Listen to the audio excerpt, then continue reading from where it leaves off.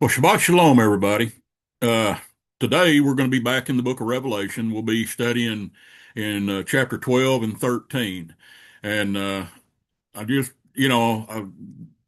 Revelation is a real hard book for me to understand or me to try to teach, especially because just there's so much symbolism and the allegory type, you know, wording and all, but we're going to stumble through it and hopefully we can, make something out of it. So before we get started, let's go to Yahuwah in prayer and ask him to bless this time. Heavenly Father, we thank you for this day. We thank you for all that you do and the many blessings that you give us. And Father, we ask that you just give us wisdom in your word. Father, help us to glean some of the hidden gems that may be in your word. Father, help us to gain wisdom in the prophecies of the book of Revelation. Father, and just help us as we learn, help us to walk in what we learn. And that would be us to understand. Father, we'll give you the praise and the glory. For it's in Yahushua's name we pray. Amen. All right. So, again, we'll be in the book of Revelation, but before we get started, let's do the Shema right quick.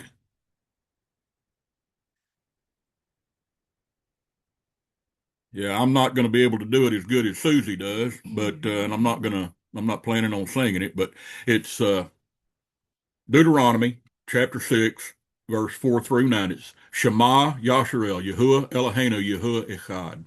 That's Hear, O Israel. Yahuwah is our Elohim, Yahuwah is one. And you shall love Yahuwah, your Elohim, with all your heart, with all your soul, and with all your strength. And with these words I'm commanding you today are to be upon your hearts. You shall teach them diligently to your children. Speak of them when you sit at home, when you walk along the road, when you lie down, and when you get up. Tie them as reminders on your hands and bind them on your foreheads. Write them on the doorposts of your houses and on your gates. So that is basically our banner, our mission statement. And so we'll move on into the study. And today, I've there's going to be we'll get there in just a minute. Let's see.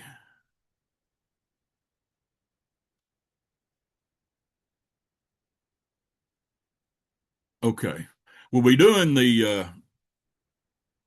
we'll be looking in the Sefer today, and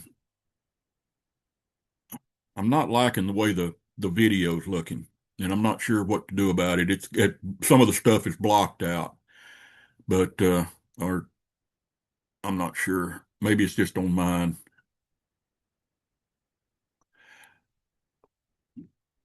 But anyway, let's just go ahead with it. Okay, Revelation 12:1. And there appeared a great wonder in the heaven. It says, a woman clothed with the sun and the moon under her feet, and upon her head was a crown of 12 stars. And she, being with child, cried, travailing in birth, and pain to be delivered. And there appeared another wonder in heaven, and behold, a great red dragon, having 7 heads and 10 horns, and 7 crowns on his head. And his tail drew a third of the stars of heaven, and did cast them to the earth. And the dragon stood before the woman, which was ready to be delivered, for to devour her child as soon as it was born. And she brought forth a male child, who was to rule the nations with a rod of iron, and with her child was caught up uh, into unto Yahuwah and to his throne. And the woman fled into the wilderness, where she has a place prepared of Yah, and they should feed her there 1,260 days. Okay, now I want to share something here with you just a second. And so in September of 2017, there was okay, so what John has seen here, I'm going to start there. What John has seen here is he has seen a vision in the heavens, in the constellation, in the Mazarot. And I mean, we don't know for sure exactly how he saw it or what he actually saw, but he saw something that is going to be something that's going to be it's prophetic in nature. It's something that it's going to be telling giving a warning or an understanding of something that was going to happen in the future. Now, I want to let's see. Let me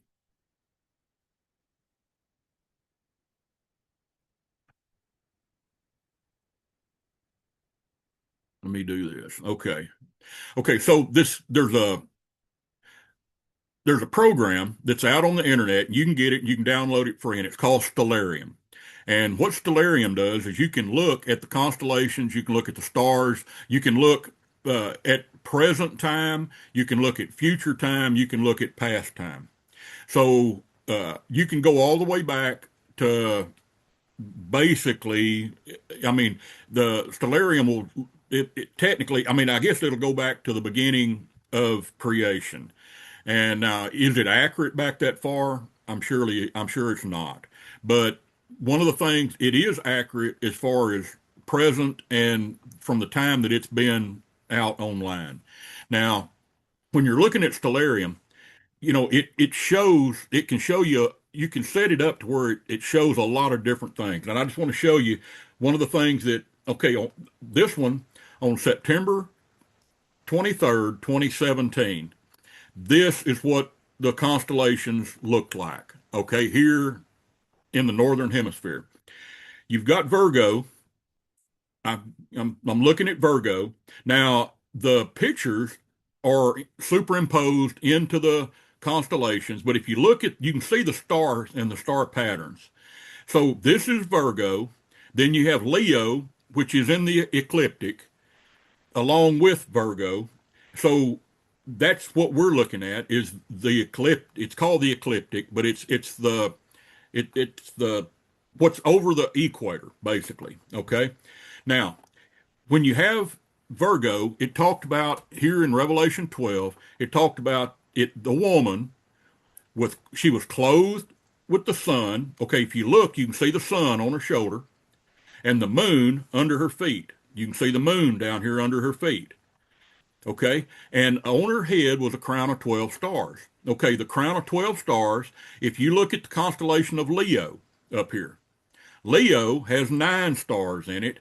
Well, Mars, Mercury, and Venus all moved into the constellation of Leo on September the 23rd, 2017, which gave her the 9 stars of Leo and the 3 planets or moving stars. That's 12. So now she's got the crown of 12 stars on her head, and she's clothed with the sun, and the moon is under her feet. Now, this star arrangement is something that's never happened before, or it if it has happened, what the scientists say that it happened at the creation or somewhere along around the time of creation. But since then, supposedly, it hasn't ever happened again. And this is a sign that if it's not the one that John saw, then it's a very strange coincidence if it's not. Because here's the thing. If you look, I know it I'm going around it, but you see the star right here. That's Jupiter. Now Jupiter in the Hebrew language is Ha Sadiq or Hasidic, however you want to say it. And Ha is the, Sadiq or Sadiq is righteous. So Jupiter is known as the righteous star or the righteous planet. Now, here's the really weird thing. During all this time, Jupiter has been in the belly of the constellation of Virgo for 9 months to the day. Exactly 9 months. Is it the gestation of a human? I think is what 54 weeks. Is that right? Well, it was in there for 54 weeks or however long the gestation of a human being is. Okay, on September the 23rd, 2017, Hasidic or Jupiter exited from between her feet. Okay? Now, when you're looking at Revelation 12, it all lines up because it says that she gave uh, birth to a son, to a man child, and that man child or that male child was the righteous. It's speaking about Yahusha. So this is, I mean, it's all lining up, and this sign was very strange, and to me, and it's very coincidental, if it is coincidental. Now, I really believe that this is what John was shown. Now, what does it represent? Well, that's been the confusion, and nobody really knows what it, because see, it happened in 2017, which, if you look at the 1200 and 60 days, well, that passed, and it actually ended on Passover of 2021, I believe. I believe that's right. Well, what happened during all that time? Well, that 2021, I don't really know, other than at that particular time is when the lockdowns began with COVID. Now, is that a sign? I don't know. But I will tell you this, that the signs that John saw, they all line up with what happened on September 23rd of 2017. Now, here's something else that goes along with it. If you look, okay, up here is Virgo. Well, coming in right behind Virgo in the ecliptic is Libra, which this is the ecliptic right here, what I'm showing you. But then this is another constellation called the Serpent, and it's Ophic Ophicus Opicus, however you say that name. That actually means the serpent in it's either Greek or Latin, one of the two. But anyway, this is the serpent, and you see the man that's holding the snake. That's what it represents, the man holding the snake. So this also is part of that prophecy that John was given in Revelation 12. So, and it talks about the she was chased into the wilderness, and the what the let's see here it says, okay, and when in verse 3, and it says, and there appeared another wonder in heaven, and behold, a great red dragon having 7 heads and 10 horns and 7 crowns on his head. Okay, so what this is doing is this snake, or this thing that there, it represents the leadership, the world leadership of what's going on at this particular time. Now, this is all representative of the final days, the governments that are going to be coming into play, and all. And so when you're looking at the 12 stars up here in verse 1, if you go back and look into Genesis, where Joseph, well, it was Joseph, where all, where, he was the taken into, he was captured, or his brothers sold him into slavery, and he went into Egypt.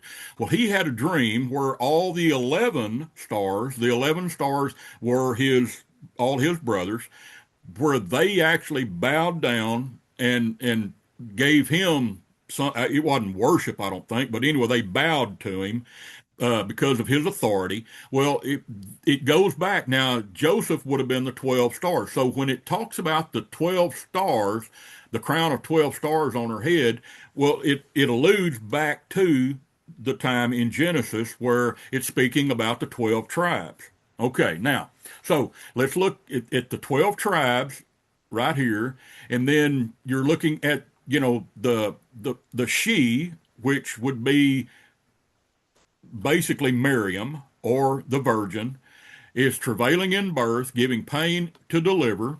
And it says, and there appeared another wonder in heaven, where this great red dragon. Now we saw where that great dragon, the serpent, is right behind her, and it had the 7 heads, the 10 horns, and the 7 crowns. Now this is the future government, the government that it's speaking about. So, and it says, and its tail drew a third of the stars from heaven. So we know that something happened way back at the time of, I guess, shortly after the time of creation, where Hasatan was kicked out of heaven, and he drew a third of the stars, to the earth with him. And anyway, so all of this is just, I think it's John. He's basically looking back and giving a history of the creation, the authority, and all that's going to be happening in the end times. Now, I know it's very confusing at best, but when you put it into into perspective, just kind of, if you try to look at it from a real high altitude, don't try to get into it really deep, but try to look at it from a high altitude, it makes a lot of sense. Now, what did it represent when Jupiter, Hasadik, exited and the child was born? What did that actually represent? Because the 1260 days has passed, it passed years ago, several years ago in 2021. So, it's not like, so what actually happened? Well, I can't tell you for sure, but this is what I personally think.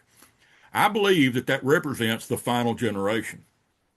And when Hasadik or Hasidic, when that star exited from between the feet of Virgo on September the 23rd, 2017, I really believe that represented the final generation. And so I really think that I think that sign tells us that the generation that witnessed that, somewhere in that generation, we're going to see the second coming of the Messiah. That's just what I believe. Now, a generation, how long is a generation? In my personal family, it's about 20 years. But in Scripture, it could be as many as 70. So, when are we going to see the second coming of Messiah? I do not know. But I will tell you that I know it's closer right now than it was when we started this study today.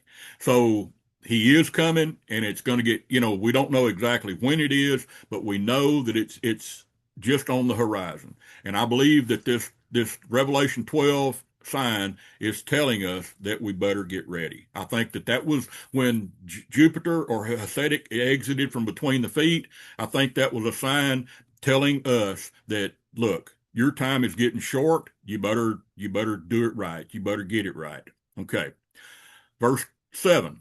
And it says, and there was a war in heaven. Michael and his angels fought against the dragon, and the dragon fought against his angels, and prevailed not. Neither was their place found any more in heaven. So Hasatan, the devil, the dragon, was cast out of heaven onto the earth. He was given dominion of the earth.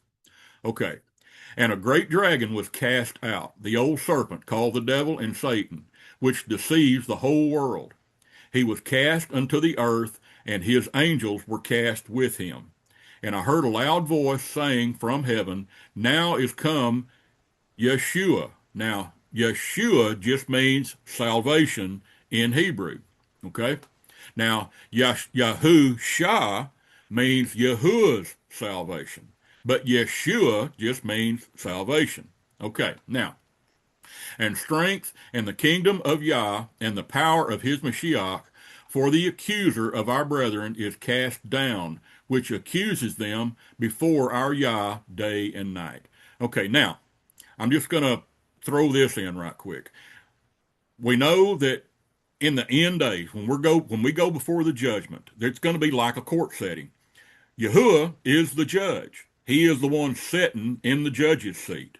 He will have the Torah in front of him. If you read John 5:45, it says that, don't you know that Moses is going to judge you? Well, Yahuwah is going to judge us according to Moses, according to the Torah. How did we follow the Torah? Now, the accuser, just as it says right here, the accuser is the devil. He's gonna accuse us of all the sins that we committed. He's gonna throw out this indictment, and he's gonna throw out all that we have done. But now Yahusha is our advocate. He is our attorney. Now he's gonna stand up and either say one or two things. He says, I don't know this guy. So those charges, they stand valid as long as there's witnesses, and there'll be witnesses. The witnesses are going to be the angels. So as long as there's more than 2 or 3 witnesses, then we're going to be found guilty. But The other thing that he could say is that my blood covers all of those sins. So therefore, all those sins have been wiped out, and he is clean. He is found innocent because of the blood because of his blood. Now, that's what you better hope. You better hope that his blood covers those sins. And when they do, when his blood covers those sins, Yahuwah can't see your sins because of his blood. And therefore Yahuwah is going to say, you're found innocent. Welcome into the presence of Yahuwah. Okay. So it's going to be a court setting. There's going to be like I said, Yahuwah is going to be the judge. He's going to be reading from the book of the Torah, the law. That's how we're going to be judged. And our advocate will be Yahusha, and the prosecuting attorney will be the devil. And there's going to be witnesses. Okay, so it's going to be a normal court setting. Okay, but here's the deal. So when we accept Yahusha as Messiah, when we accept him as the son of Yahuwah, then at that particular point, his blood covers us. Now, can the blood be removed? It absolutely can. Nobody can remove it. The devil can't remove it. Nobody can remove it except yourself. You can remove that blood. You can choose to not have it. And so, that's where your name can be blotted out from the Lamb's Book of Life. And how does that happen? It's by not following the law, not following the Torah. So I know people say that this is a works-based salvation. It's not. The salvation is given to you by Yahusha. And all you got to do is believe him. Salvation is granted at that particular point, or at least you have access to the salvation. Now, the salvation itself isn't actually granted until Yahuwah hits the gavel and says, you're welcome in. Okay, that's when it's actually granted. But you have the salvation ticket just as soon as you believe that Yahusha is the Messiah. If you read Acts chapter 10, the Jerusalem Council, that's what it says. So, but then it's up to you to maintain it. And how do you do it? Well, Acts chapter 10 says stop doing the bad stuff. The eating of blood, the eating of meat sacrificed to animals, the sexual immorality, the meat sacrificed to other Elohims, I'm sorry, and the sexual immorality, and so you stop doing the bad stuff. And then what it says is for Moses, the Torah is taught in all the synagogues on the Sabbaths in all the cities. So here's the deal. Now you start living that life. You start living as a family member. You start living as, with obeying the Torah. And that is how we maintain our salvation. But the salvation itself was given to you at you believing that Yahusha is the Messiah. Now, here, when it talks about, the old devil and the serpent, he deceives the whole world. The problem is once we believe that Yahusha is the Messiah, the devil jumps in and starts telling you, you need to get into a Christian church that teaches that the law has been done away with. Well, that's where we really go astray, is we get under the teaching that says the law has been done away with, we don't have to keep it anymore, that we're under grace and we can do anything we want and we're all covered under grace and your salvation can't be taken away from you, you can't lose it. That's where the devil comes in and deceives the people. So so understanding that we're going to get into Revelation 14 here probably next week, but Revelation 14:12 says that this is the patience of the saints, those that believe that Yahusha is the Messiah and those that keep the Torah. Yahuwah even says, if you love me, you will keep my commandments. Okay, so if you love Yahuwah, then you're going to keep the commandments. If you don't love Yahuwah, then you're not going to keep the commandments. And so you can say all you want that I love Yahuwah, I love God, I love whoever. You can say it all you want. But until you keep the commandments, you don't. The biblical definition of loving Yahuwah is to keep his commandments. That's how you know that read First John. First John is full of it. I mean, full of these things that answers the questions. First John 5:1 says, "This is how you know that you know him, is that you keep his commandments because they're not too difficult." So that's, First John 5:1. And if you read First John 2:3, it's is it 2:3? I think it says something to the effect that well, sin is transgression of the law. So we don't, if you transgress the law, if you don't keep the law, then you're in sin. And anyway, so uh, it also says that if you I'm going to butcher this, I'm sure, but if you say that you know him, and if you don't keep the commandments, that you're a liar and the truth's not in you. So anyway, but First John's got a lot of answers in it, and it's a really neat, it's a really neat little book. Now, if you want to throw First John out, well then, throw it out. But that's what John says. Anyway, back to Revelation here. And so, here, he is out, the devil is out to deceive the whole world. In fact, if Yahuwah doesn't cut the days short, which this final generation, if he doesn't cut the final generation short, then what the scripture says is that even the elect will be fooled and deceived. So, how are we going to know? Well, if we're here when it all starts falling apart, you have to know that keeping the Torah, keeping the commandments, holding to the law, and believing that Yahusha is the Messiah is the only way to make it. Because if you start drifting away from it, then you're going to be deceived. You're going to be part of the deception that it's talked about when even the elect is deceived. You don't want to be deceived. If the Messiah, so if he comes and says something to the effect that he's done away with the law, that we don't have to follow it, then you better turn and run from that guy, whoever that is. It's not the true Messiah. The Messiah, he kept the law. Yahusha kept the law. If you read Matthew 28, it says that he tells us to go out and teach the world to do as he has done. And how did he do it? He kept the Torah. He kept the law. Okay, let's see. Verse 10, it says, "And I heard a loud voice saying in heaven, Now has come salvation, Yeshua, and strength, and the kingdom of Yah, and the power of his Mashiach, for the accuser of our brethren is cast down, which accuses them before Yah day and night." So this is the accuser. He is bringing these indictments against us.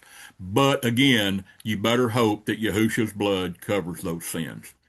Verse 11, "And they overcame him by the blood of the Lamb." So what did I just say? So the blood of the Lamb is what actually covers your sins. So they overcame the devil by the blood of the Lamb. Okay. "And by the word of his testimony, those that keep the Torah." Okay. "And they loved their lives unto death." That's where we got to be. We got to hold tight, even if it means death. If we have to watch our spouse, our children, ourself, whoever, we have to watch those being killed. We have to hold to this. You can't give in because of death. Because one of the things you got to realize, we're all going to suffer death. Sooner or later, we're all going to suffer death. Well, if it happens sooner, I'm going to say that's great, because this world is something that I hate. I do not want to be here. I'm not planning on taking my life or anything. I'm going to let Yahuwah do that. But at the same time, I hate this world. I hate what's going on. I hate everything about it. Now, the creation, I love the creation. I love what Yahuwah has created. But I hate what I know I've told people this, and it's really crazy, but I like all animals better than most people. That's just where I'm at. I would rather deal with animals every day than I had people. And, and I'm not speaking about the people that are here on our Zoom, because these, you guys are all family. And so I'm not speaking about you, but I'm talking about the people out in the world. I would rather be with animals, any animal. I'd rather be with a snake out in the woods than I had with most people that are out in the world. I just hate being around them. Okay. Verse 12, therefore rejoice, you heavens, and you that dwell in them. Okay. Rejoice, those that are already in heaven. Rejoice. So, because they're going to miss a lot of this. Okay. But woe to the inhabitants of the earth and of the sea. The sea represents the people, but woe unto you that are there, that are still here on this earth. It says, for the devil has come down into you, having great wrath, because he knows that he has but a short time. Okay. So woe to those that are here on this earth, but blessed or rejoice if you're in the heaven already. If you're already gone, and have died, then you can rejoice. But if we're still on earth, then it's a woe for us. We better buckle up, get ready for a hard ride. Verse 13. And when the dragon saw that he was cast to the earth, he persecuted the woman which brought forth the male child. And to the woman was given two wings of a great eagle, that she may fly into the wilderness, into her place, where she is nourished for a time, times, and half time, from the face of the serpent. Now, I know that there's been a lot of people that try to interpret this time, times, and half time. Well, it could be the time could be 1 year, times could be 2 years, and then halftime could be a half a year. So you're looking at 3.5 years there. Now, is that the correct interpretation? I personally don't think so. I mean, because I don't know, I just don't think it is. Now, it could be time could be uh, like 10 years, okay, and then times would be 20 years, so that's 30. I'm sorry, is that right? Time, times, and halftime. Anyway, it could be, you know, 10 years, it could be centuries, it could be basically anything. But, you know, I don't know. But whatever, how if we could see this in Hebrew, I think it would be a whole lot better for us to understand. The problem is that we don't have any true Hebrew manuscripts available to us. Now I know they exist. I know they exist in the Vatican. And if somebody could get into the Vatican and retrieve the book of Revelation from, in Hebrew from the Vatican, the there's been people that have gone in. Nehemiah Gordon is one, and he has gone in and he has seen parts of the book of Revelation written in Hebrew that actually predate all the Greek. In other words, they're older than the Greek. Now we know that they were written in Hebrew or Aramaic, one of the two, and then they were translated into Greek. Well, everybody thinks that the Greek are the original language, and they're not. But if we could get in and if we could find the Hebrew, then we could maybe tell a little bit more about what this is saying. But the thing is, what difference does it make if it's 3.5 years or it's 350 years? What difference does it make? What we need to just focus on where we are right now and make sure that we're in line and do the best you can at bringing your family also. Verse 15, it says the serpent was uh, cast out of his mouth water as a flood after the woman, that he might cause her to be carried away by the flood. Now, what is this water that's being cast out of the serpent's mouth that's trying to capture or trying to destroy the woman? Personally, I think what it's talking about is the sea of people, the water from it's cast out of his mouth. It's a flood of people that that have lined up with him, with the devil, that have tried to destroy the woman, and which the woman would be the mother of the Messiah, and and from a spiritual standpoint, and this flood would try to destroy her and her son, the Messiah. Okay. And the earth opened, and the earth helped the woman, and the earth opened her mouth and swallowed up the flood which the dragon cast out of his mouth. And the dragon was wroth with the woman and went to make war with the remnant of her seed, which guard the commandments of Yahuwah and have the testimony of Yahusha HaMashiach. Okay, so who is the dragon going after? Those that keep the commandments of Yahuwah and have the testimony of Yahusha HaMashiach. That's who the devil is after. Now, I want to look at something here in verse 16. It talks about the earth. Now, when you do a study on the Hebrew understanding of earth, there's basically two major words that refer back to the earth. Haaretz is one, and Adama is another. Now, the one that I want to focus on is the word Adama. Now, Adama is the dirt. And if you look back in Genesis where Yahuwah took the dirt, he took the dirt and he formed Adam. Or however he formed him, I don't know. But he formed Adam. And then what it says is that he blew his breath into that dirt and Adam became a living being. Now, here's some things that it's not commonly known or it's not commonly taught, but it is absolutely the truth. If you look at the word Adamah, okay, the word Adamah is the dirt. Okay, Dam, which is in the word Adamah, Dam is blood.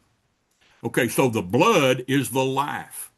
So when Yahuwah formed Adam or Adam out of that dirt contained the blood, which had the life in the dirt, and when Yahuwah blew his breath, his spirit into that dirt became Adam or Adam. And Adam became a living being. But now, and when you look in Genesis, and it says that Yahuwah says, "Let us make man in our image." He's speaking of himself and the earth, Adamah, because he took Adamah, he took the dirt with the blood in it, and the dirt with the blood in it, along with Yahuwah's breath, his spirit, that created man. So when Yahuwah said, "Let us make man in our image," let us make Adam in our image, he was speaking of himself and the earth, because the earth again is the life. The earth is the life of all living things. The earth that you look at the earth. I mean, the trees, the grass, the animals, everything is sustained by the earth. And so when you're looking at this here in Revelation, where it says, "And the earth helped the woman," the Adamah is what helped the woman, and the Adamah opened up and swallowed up the flood of people. In other words, the people, they died. The earth, their blood went back into the earth, and the earth protected the woman. The earth, along with Yahuwah, here in this scenario, the protected the woman from the dragon. So when you're looking at this, I mean, like I said, it's so much symbolism that it's, I mean, it's really complicated, at least for my little brain. But the thing is, it all makes perfect sense. When and looking at it from a Hebrew perspective, it makes, like I said, it makes perfect sense. Okay, let's go to chapter 13. Chapter 13, "And I stood upon the sand of the sea." Now, I want you to picture this. If you remember, Abraham was going to say, his descendants would be as the sand of the sea. So it's speaking, thinking of this, the sand of the sea, thinking about all of the descendants of Abraham, and the sea represents all the people. So just keep this in mind. "And I saw a beast rise up out of the sea." So this beast is going to be coming out of the people, "having 7 heads and 10 horns, and upon his horns 10 crowns, and upon the heads the name of blasphemy." So there's going to be a beast that comes up out of the people at some point. He may be here now, or it may be at some time in the future, or it could have been in the past that he's still alive. And I want to kind of expound on that in just a few minutes. And it says, "And the beast which I saw was like unto a leopard, and his feet were the feet of a bear, and his mouth was the mouth of a lion, and the dragon gave him his power and his seat and great authority. And I saw one of his heads as it were wounded to death, and his deadly wound was healed, and all the world wondered after the beast. And they worshipped the dragon, which gave the power unto the beast, and they worshipped the beast, saying, Who is like unto the beast? And who is able to make war with him? And there was given unto him a mouth speaking great things and blasphemies, and power was given unto him to continue 42 months. Now, is it literally 42 months, or is it something buried in there that we just don't know? Now, I'm going to throw something at you, and I don't know, maybe this is just coincidental, but we had a government leader that was making a speech here, a, a year or two ago, whenever it was, and he was shot in the head,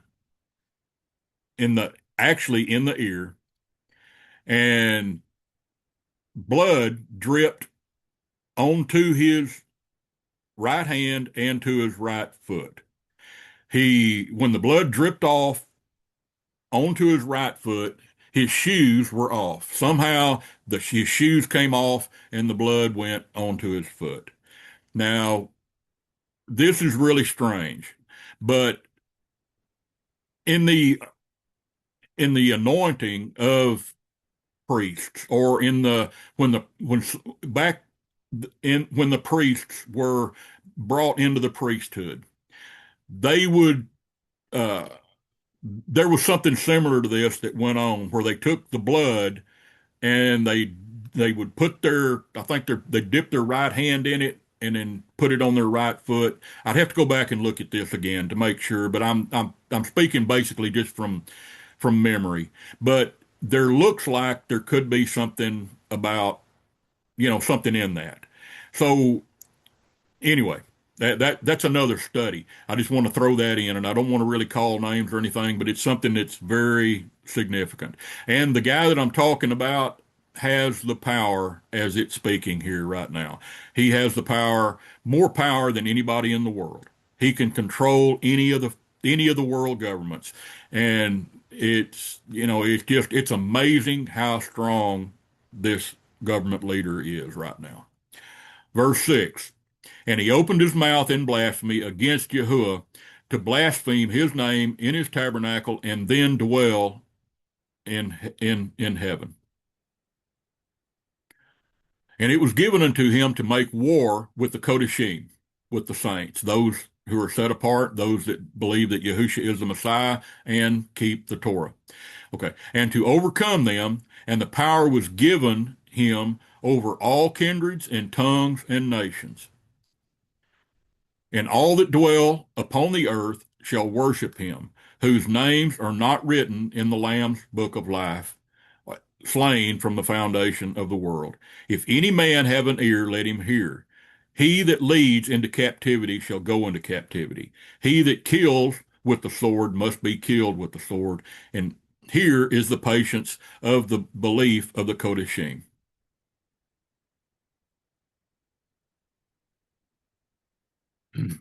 Verse 11, it says, And I beheld another beast coming up out of the earth, and he had two horns like a lamb, and he spoke as a dragon. Now, I want you to picture something here. Okay, here is another beast coming up out of the earth. He had two horns like a lamb, and he spoke like a dragon. This is a false Messiah. Whatever this beast can be misinterpreted to be the Messiah when it's not. He looks like a lamb. He has two horns like a lamb, but yet he speaks as a dragon. Be careful, because there is one out there that claims to be the son of Yahuwah, but he's not Yahusha. Just and he teaches his religion teaches lawlessness. His religion teaches that the law's been done away with, that grace covers everything that we want to do. We can purposefully sin and it's okay. That's what this one teaches. Okay. Yahusha does not teach that. Just be aware, keep in mind. Verse 12. And he exercises all the power of the first beast before him, and causes the earth and them which dwell therein to worship the first beast, whose deadly wound was healed. And he does great wonders, so that he makes fire come down from heaven and uh, on the earth in the sight of men, and he deceives them that dwell on the earth by the means of those miracles which he had power to do in the sight of the beast, saying to them that dwell on the earth that they should make an image to the beast which had the wound by the sword and did live. Now, so, you know, here we're, you know, looking at things that probably hadn't happened yet, but are on the horizon. Okay. Verse 15, and he had the power to give life unto the image and the beast, and the image of the beast should both speak and curse, or and cause, that as many that would not worship the image or the beast should be killed. And he caused all, both small and great, rich and poor, free and bond, to receive the mark in their right hand or in their forehead, and that no man might buy or sell, save he that has the mark, or the name of the beast, or the number of his name. Here is wisdom. Let him that has understanding calculate the number of the beast, for it is the number of a man, and his number is 666 or 616 or whatever. Now, that I think I would really like to see in the Hebrew. I'd like to see what that actually says, because now it's Chi, Z, Sigma. It that could be 616 or 666. And now, but I do want to, I want to show you something that, uh, let me,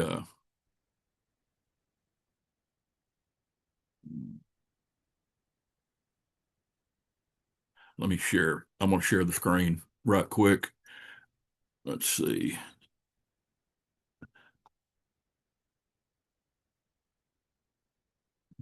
Okay. So just looking at Revelation 13, one of the things that I want to show you. Okay. Let's look at the Roman Empire for just a minute. Okay, now looking at historical things. The Roman Empire did not collapse. The Roman Empire just basically well, it wasn't defeated. Okay. Nobody ever really defeated the Roman Empire. Okay. In 476 AD, instead, it split into the Western and Eastern Roman empires. The Western Empire fell in 476 AD, while the Eastern Empire, known as the Byzantine Empire, lasted until 1453 AD. Although the Western Empire collapsed, its influence and legacy continues to shape modern society. Okay, modern society today, including its legal, cultural, and political systems. The Roman Empire's institutions, laws, and administrative structures evolved and persisted in various forms, influencing the development of the Western civilization. We are still Okay, so keep this in mind. The Roman Empire was never defeated. It basically collapsed, or it kind of folded from within, but it never really was defeated and died. And we, as far as I can tell, we are still basically under the Roman culture, the Roman rule, because the Roman rule went into into Britain, and from Britain, the United States, we came out of the British Empire, and so all of this, all of what we're in, and all of what Britain, Europe's in, is basically still the Roman Empire. And I mean, it's all the I mean, everything that the Roman Empire was about, we're still doing basically the same thing. So I think that we're just an extenuation of the Roman Empire. Now, I want you to look at something. The word Nero Caesar in Hebrew, it's a noon resh wa noon, and then a kuf samik resh. Okay, it's NRNQSR. If you look at it, if you translate it into English, and it's Neron Kassar. Neron Kassar in the gematria of Hebrew gematria, it's the noon is 50, the resh is 200, the wa is 6, and the noon safit is 50. And then you have the kuf, which is 100, the samik is 60, and the resh is 200. So you have all that added up is 666. Now, is that a coincidence? I don't know. Because uh, there's looking at Nero, that's Nero Caesar. Are we still under the Caesar government? The Caesar is not a name, it's a title. But now the Nero was the first one of the Caesars to actually start persecuting people that I would consider call in the direct Hayashar, in the way. So it's is Nero Caesar still persecuting the direct Hayashar, the path of the upright?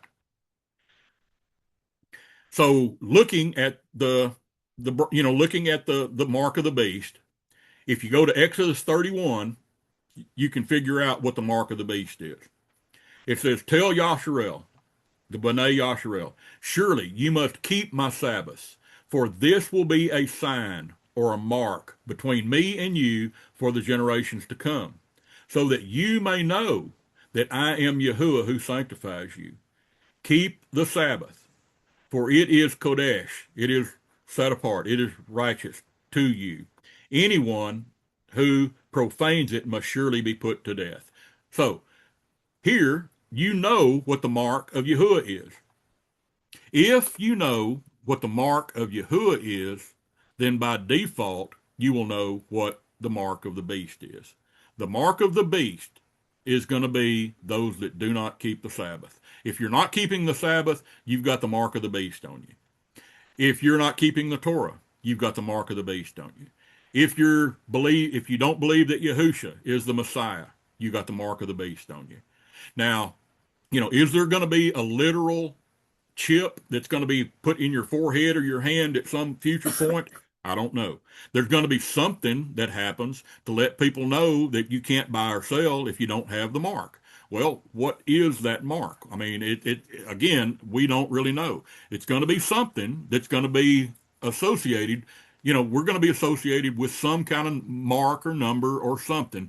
But the thing is, you can go ahead and take the mark of the beast right now by not keeping the Sabbath, or you can take the mark of the beast right now by not believing that Yahushua is the Messiah. So not keeping the Torah, you can take that mark even right now if that's what you want to do. But later on, there's going to be something physical, I think. Now, I don't know what it's going to be. I have a feeling that it's going to be, I don't know if it's going to be a tattoo or if it's going to be a chip, microchip. We don't know. But there is going to be something. And we need to get ready for it because, like we were studying there in chapter 12, I really believe that this is the last generation. I think that September 23rd, 2017 sign, the Revelation 12 sign in heaven, I believe that's telling us that this is the last generation. I think it's telling us that it's time to stop playing around. It's time to get right and do right because the time is getting short. In fact, here in chapter 13, the devil is told that his days are getting short. So he's going to be working really, really hard. He's going to be trying to deceive.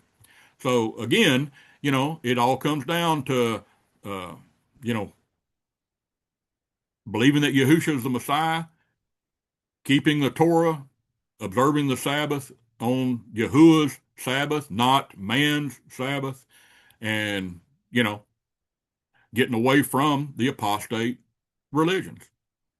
So anyway, that's going to end our study today. I hope some of this made some sense.